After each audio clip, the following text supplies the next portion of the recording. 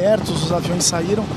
চারিদিকে থই থই করছে বন্যার পানি, আর এর মাঝেই হুইল লোডার নিয়ে উদ্ধারের কাজে বেরিয়েছেন এক ড্রাইভার। কোনো সংস্থা বা সরকারি উদ্ধারকর্মী না হয়েও নিজের গরজে তেল পুড়িয়ে আটকে পড়াদের সাহায্যে কাজ করে যাচ্ছেন তিনি।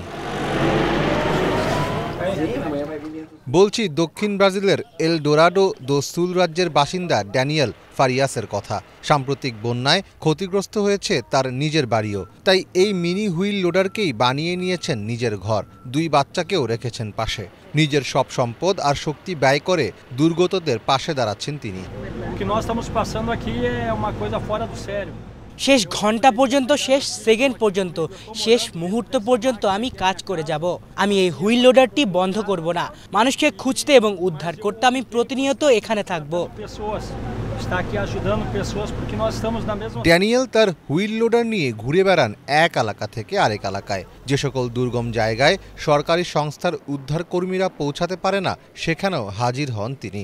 বাড়ি বাড়ি গিয়ে খোঁজ নেন কারো কোনো সাহায্য লাগবে কিনা।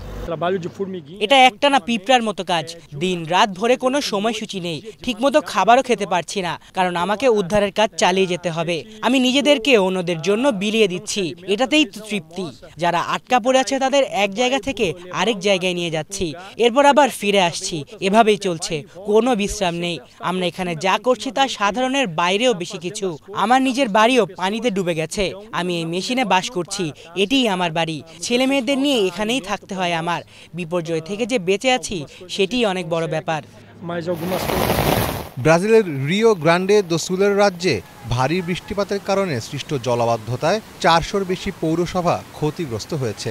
বন্যার কারণে অনেক মানুষ সুপেয় পানি এবং বিদ্যুৎ পাচ্ছে না। এমনকি ইন্টারনেট সংযোগ এবং টেলিফোনেও যোগাযোগ করা সম্ভব হচ্ছে না। ফলে অনেক এলাকায় নিখোঁজদের খুঁজে পেতে বেগ পেতে হচ্ছে। কে কোথায় আটকা পড়ে আছেন সেটিও ঠিকমতো জানা যাচ্ছে না।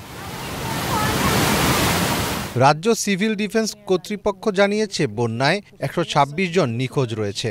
এখন পর্যন্ত প্রায় 1,60,000 বাসিন্দাকে তাদের বাড়িঘর থেকে অন্যত্র সরিয়ে নেওয়া হয়েছে। বন্যা কবলিত এলাকায় ত্রাণ তৎপরতা চালাতে 1,50,000 সৈন্য, ফায়ার ফাইটার, পুলিশ সহ অন্যান্য সাহায্য কর্মীদের প্রস্তুত রাখা হয়েছে। যদিও পর্যাপ্ত সাহায্য না পাওয়ার অভিযোগ করছেন বন্যায় ক্ষতিগ্রস্তরা। Que muita gente talvez tenha ido viajar, né? Foi viajar por alguns dias e acabaram deixando os carros aqui na pista. Mir Fazler Rabbi, Bangla Vision.